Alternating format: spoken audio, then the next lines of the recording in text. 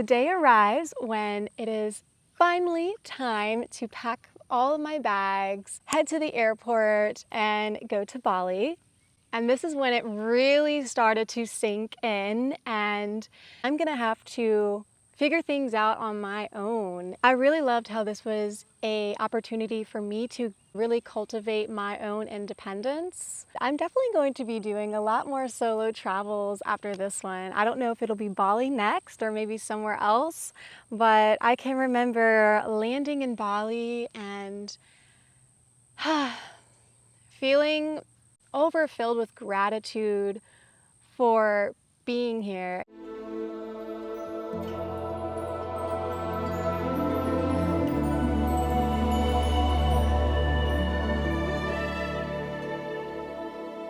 I think the journey started when I got there, but the journey was getting there too, right? It was all of the overcoming the fear, overcoming the doubt, planning and researching, and it was everything before that as well. And here I am finally ready to embark on this journey here on the island. Before the training actually begun, I stayed at this Airbnb. And it was so beautiful. It was really a chance for me to ground myself in my own energy, get centered, dive into self-love practices before the training began, because I know there was going to be a long road ahead. And I really just began to journal. I journaled every single day while I was there. And if you ever go traveling, I really suggest getting a journal for yourself so that you can just jot down all of your experiences, your thoughts, your wisdom. And then when you read back and reflect on it, it literally brings you back to that moment in time and brings you back to that frequency. The words that you write hold tremendous power, and it's able to bring back memories for you. So, highly recommend.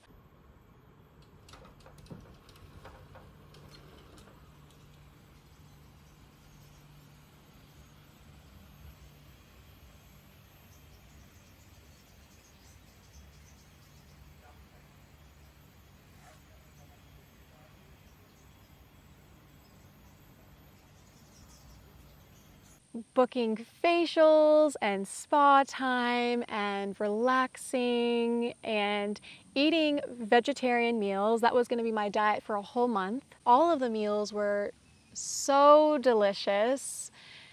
It almost was like an art. Every single dish that I ordered from that Airbnb, and even in our training, there was just an art to it.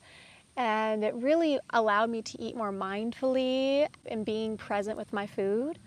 If you've ever seen the movie Eat, Pray, Love, while I was in Bali praying, my sister was in Italy and she got engaged in Italy. So that was like her love trip. And I also had, a love trip for me. It was a very self-love experience for me. In the space that I was staying in, I had this beautiful patio overlooking the rice fields.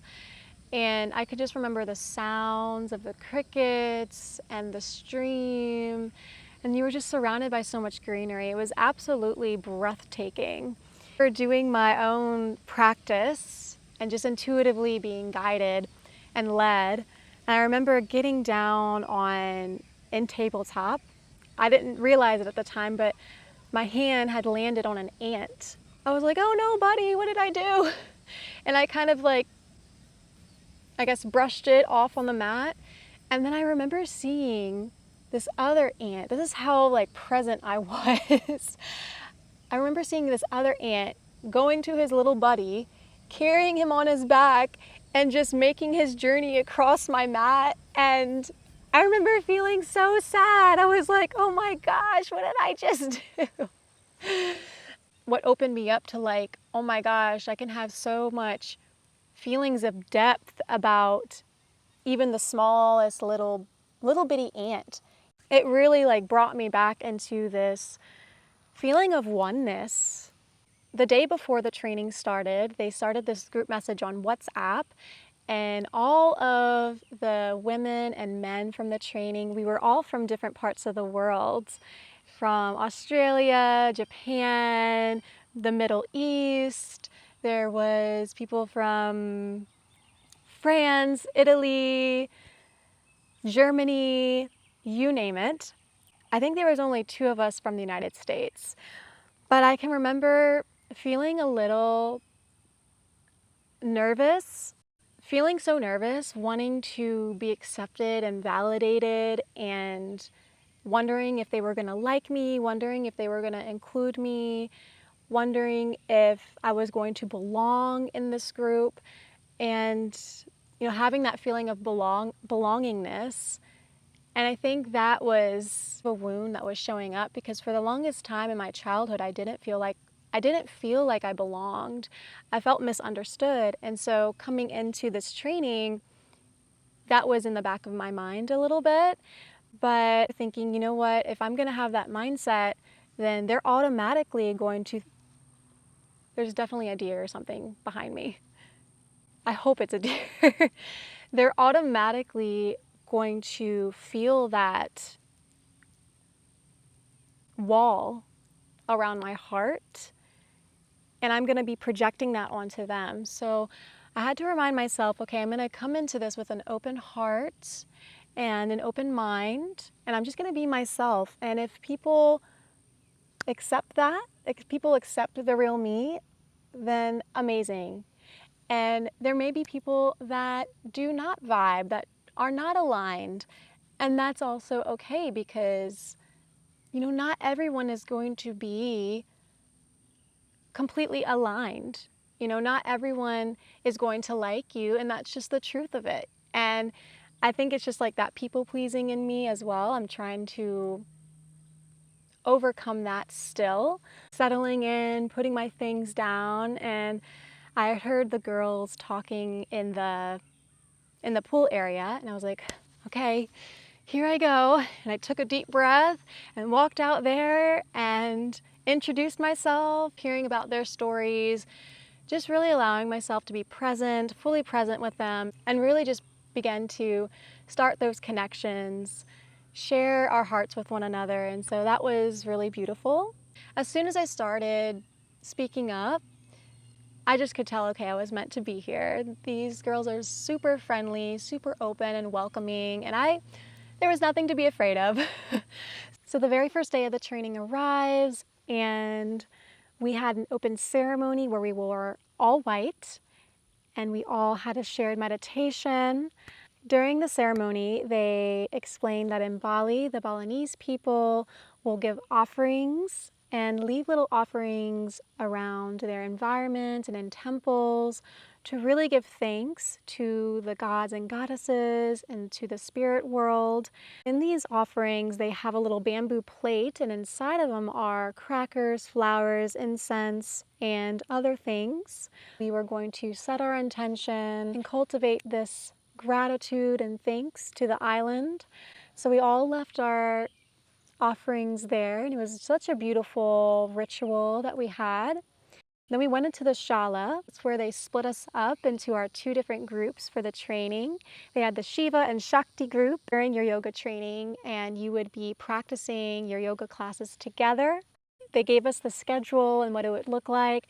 Feeling a little overwhelmed, I was like, "Ooh, am I going to be able to do this? This looks pretty intense." Then they also had this beautiful practice where we danced to a beautiful song. We're goofy, getting out our goofy selves and being our authentic selves. And they also shared with us that our mornings, our breakfast time in our morning classes will be completely silent. So even if you're in the room with roommates, no talking, no speaking, unless there was an absolute emergency, but they expected us to be in silence for the first 3 hours of the morning. And I thought that was going to be very difficult for me, but I honestly found it quite peaceful, and it was just a time to really get grounded in my own energy and centered again. I found it was great to have some reflective time as well. We had our shat karma in the morning, and that was another way to cleanse.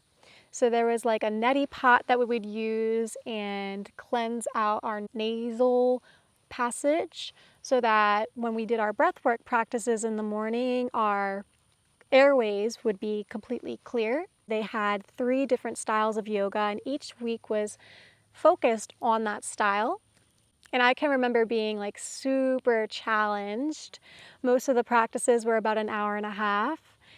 And I can remember each day feeling very, very sore, but I just continued to persevere and remind myself that this is still my practice. And even if, there are people continuing to go, I can take child's pose whenever I need and just really listen to my body during the training. Practicing there was just beyond gorgeous. The shalas were amazing. We were surrounded by the jungle noises and the greenery. So the shalas were like an open, there was no windows. You weren't inside, you were outside. The breeze was coming through.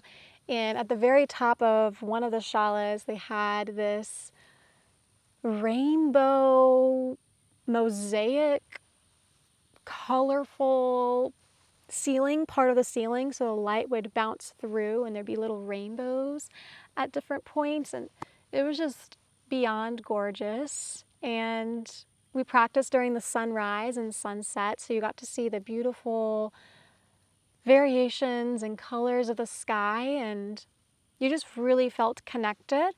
And we practiced yoga before we ate anything. So we had breakfast right after our practice because really you're not supposed to have heavy meals before your practice. Oh my gosh, I'm literally looking at a rainbow right now. Full body goosebumps. My experience wasn't all rainbows and butterflies though. There were still obstacles that I had.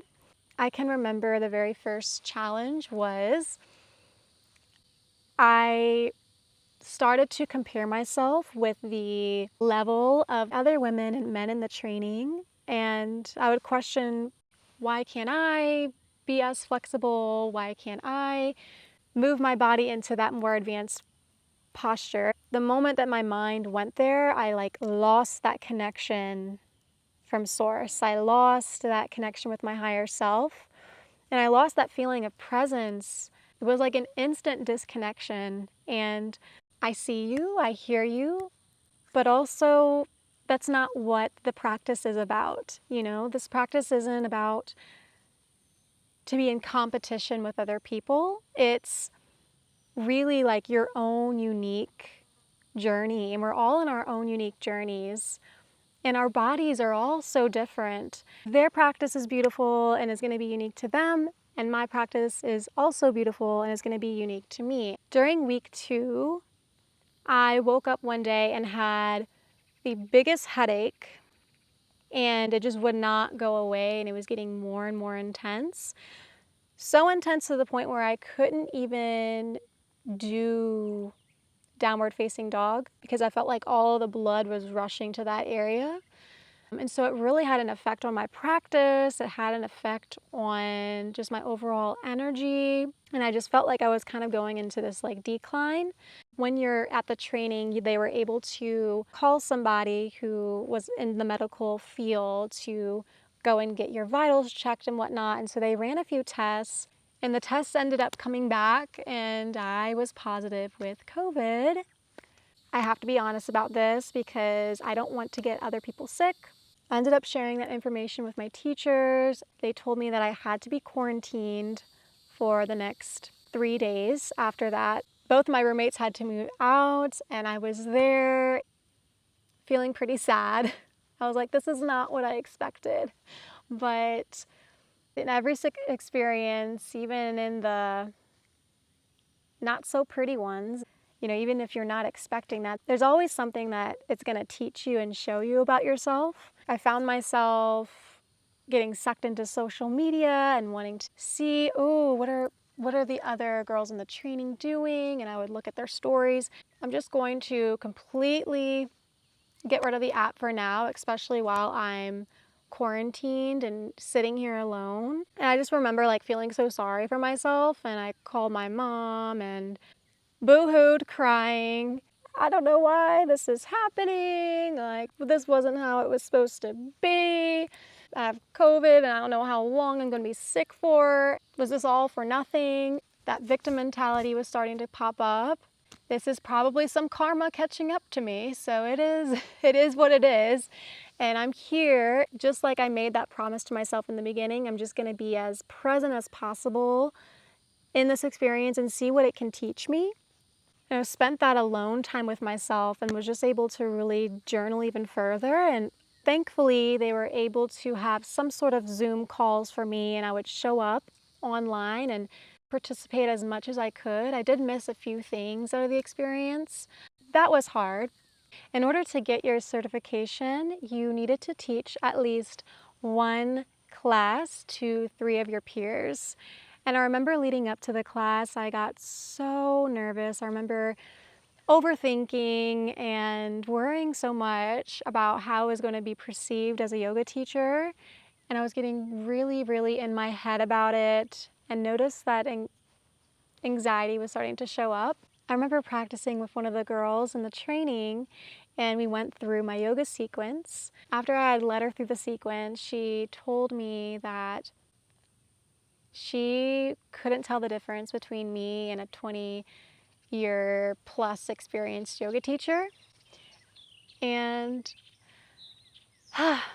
that really eased a lot of the nerves that I was feeling, because I found that that sense of perfectionism was showing up whenever I was planning the class. I was like trying to memorize every little thing that I said, every posture, every pose. I know that like the real freedom lies when you can fully trust and know your own inner validation, and you can give yourself that own validation.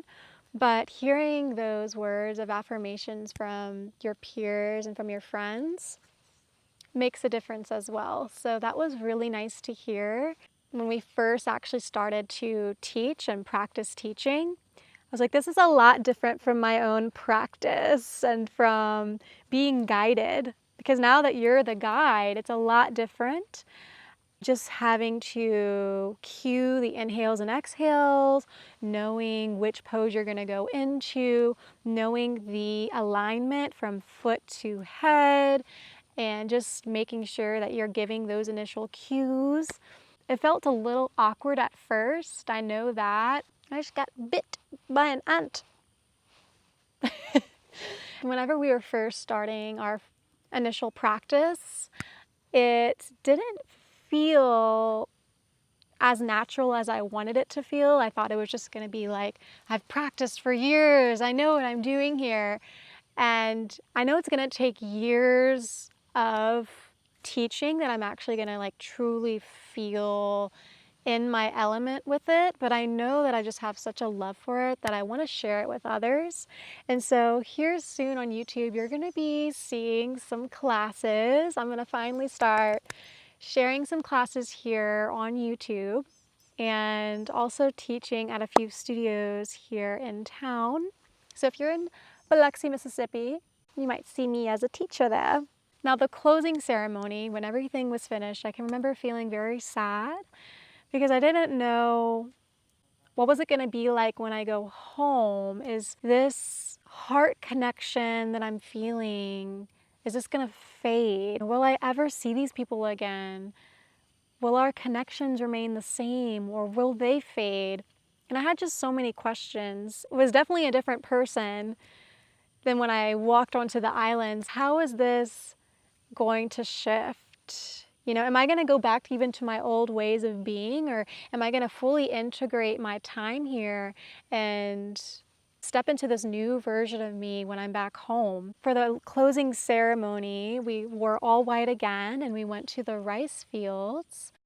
We were walking together along this path, along the rice field. There was this beautiful heart shape. We all outlined it and held hands and meditated on our time here and reflected. We also had this beautiful practice where we all were guided by each other, and we held each other's hands, and each person would walk along in the middle, and we would guide the person in the middle. And as they would walk, we would whisper these kind little messages in their ears of telling what the universe is, like a message from the universe it was. And I just remember feeling so lit up, spreading that sense of joy and positivity, but it also just felt like a full circle moment. We are worthy. We are worthy for simply existing and being here. And I just felt so proud of each and every one of them. It just felt like those little starfish earrings from Aquamarine. They're like, oh, you're so beautiful. I love you, Aqua, Aqua, Aqua. It was just beautiful. That was the closing ceremony, but I also forgot to mention a few other experiences, more of the experiences that I had there. So during our training, we all actually had International Yoga Day. And so from the 3 different schools that were there in Bali, we all joined together at the House of Om Mansion, where we practiced yoga together, did a movement meditation where we shook our bodies off and really released the energy, and had this very beautiful meditation, so filled with love and gratitude for all of my life journey and where it has led me. Thinking of my family, thinking of Cooper, thinking of the ladies that were there and everyone that I've met along my life path. And I just felt just this immense sense of gratitude and oneness. And I just remember waterworks coming. And I'm like, wow, I never cry in front of people, but here I am just letting it all out. And we all just embraced each other after it. And then I had experienced my first kirtan, which that is a music experience where there's different hand-pan drums and other musical instruments, and you basically sing chants. You all sing the same chants together, and it's said to like raise the frequency, and you're attuned to the frequency of that mantra, and that was super powerful.